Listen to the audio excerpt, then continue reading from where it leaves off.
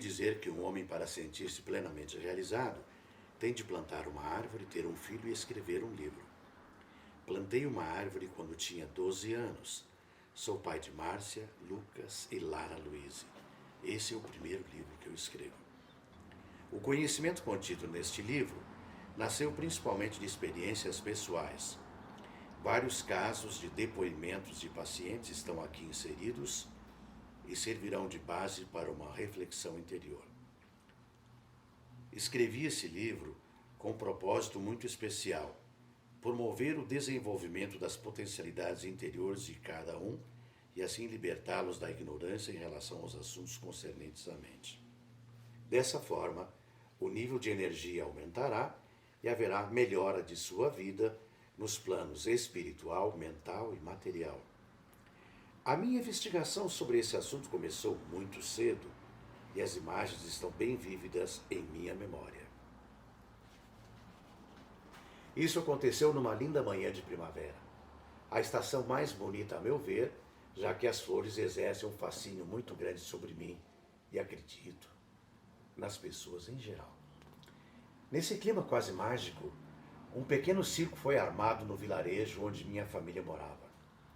Sempre gostei de ouvir histórias sobre artistas de circo, mágicos, palhaços e malabaristas, mas nunca tinha visto um de perto. O que mais me atraía no circo era o misterioso mundo da magia. Eu queria assistir aos espetáculos circenses, porém não tinha dinheiro para comprar o bilhete. Como sempre fui criativo, bolei uma ideia para conseguir meu intento. Bastante determinado e com o coração quase saltando do peito, fui ao circo. Falei ao gerente que gostaria de assistir aos espetáculos, mas que minha família era pobre e não tinha dinheiro para custear a entrada. Eu poderia trabalhar para comprar o ingresso, falei. Disse também que tinha experiência em vendas e poderia trabalhar no circo, vendendo balas, pipocas, amendoins e etc. A princípio, ele ficou com pena de mim. Deu uma grande gargalhada, uma tragada em seu fedorento cachimbo e finalmente disse que aceitava minha proposta. Procurei fazer amizade com todos os que trabalhavam no circo. Consegui cativar a todos com meu carisma.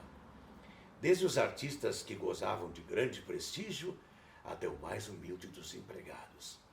Aprendi bastante sobre a vida dessas pessoas que eram itinerantes e passavam por maus pedaços. Às vezes passamos até fome, confessou o atirador de facas.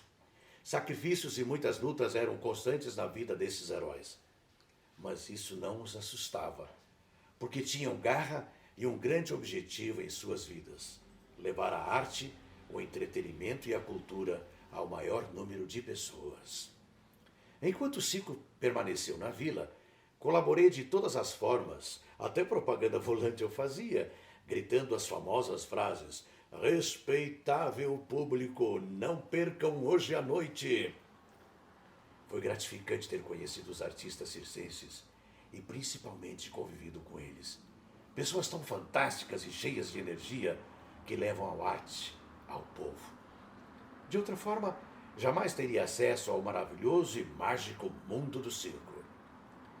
Colhi valiosas informações e ainda hoje muitas servem como referência e influenciam a minha vida. Um dia perguntei ao mágico do circo se não possuía um livro sobre magia para vender-me. Ele respondeu afirmativamente, perguntando se eu tinha dinheiro para comprá-lo. Eu disse que não, mas que eu poderia dar algum objeto em troca.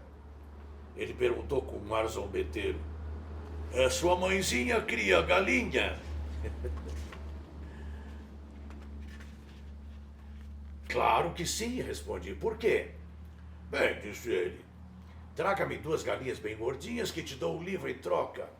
No dia seguinte, bem cedinho, antes de ir à escola, entreguei as 2 penosas e recebi o volumoso livro nas minhas mãos.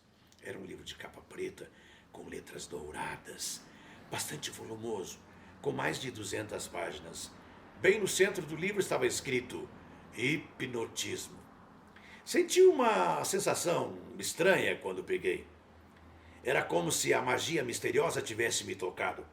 A partir desse momento, tive certeza de que minha vida iria mudar. Minha mãe, quando descobriu que as galinhas haviam desaparecido, comentou com a vizinha Ana que as raposas tinham visitado o galinheiro. Só estranharam o fato de não haver penas espalhadas pelo chão. E o mais esquisito, acrescentou, é que não escutou qualquer ruído naquela noite. Eu me senti meio culpado, mas decidi não revelar meu segredo, pois afinal de contas, justifiquei, era uma causa nobre. Passei a estudar com grande interesse o conteúdo do livro sobre hipnose e fiquei deslumbrado com as informações que o mesmo continha. No livro, eram ensinadas técnicas de relaxamento corporal e mental, concentração, energização, letargia, etc. Fornecia subsídios importantes para que se processasse uma mudança bastante profunda na vida daqueles que pudessem e colocassem em prática o conhecimento contido nele. O que mais me chamou a atenção foi que o autor declarou enfaticamente: qualquer pessoa pode mudar de vida se trocar a carga de seus pensamentos. Impressionou-me bastante a forma como o autor dizia as coisas. Escrevia com profundidade e conhecimento de causa. Despertou em mim a motivação para continuar estudando o livro. E na medida em que o lia, mais aumentava o desejo de prosseguir com a leitura para compreender e assimilar esse assunto tão complexo e misterioso. Durante dias, escondido de minha mãe, fugia para o campo ou para a velha olaria de meu pai para estudar hipnose. A vontade de aprender era tanta que não notava o tempo passar tão rapidamente e a cada nova revelação ficava ainda mais fascinado e com vontade de aprender mais. À medida que lia, colocava em prática os conhecimentos adquiridos, a começar pelo exercício de relaxamento que me De novo? De novo. À medida que lia, colocava em prática os conhecimentos adquiridos, a começar pelo exercício de relaxamento que me proporcionou grande paz de espírito. A princípio, não conseguia atingir um bom nível de afrouxamento muscular, mas, como a teimosia sempre foi minha companheira, venci mais essa etapa. Eu era uma pessoa muito angustiada e tensa, porque minha mãe teve um parto difícil e só mais tarde, com as pesquisas, é que finalmente descobri que isso me afetava de forma constante no meu dia a dia.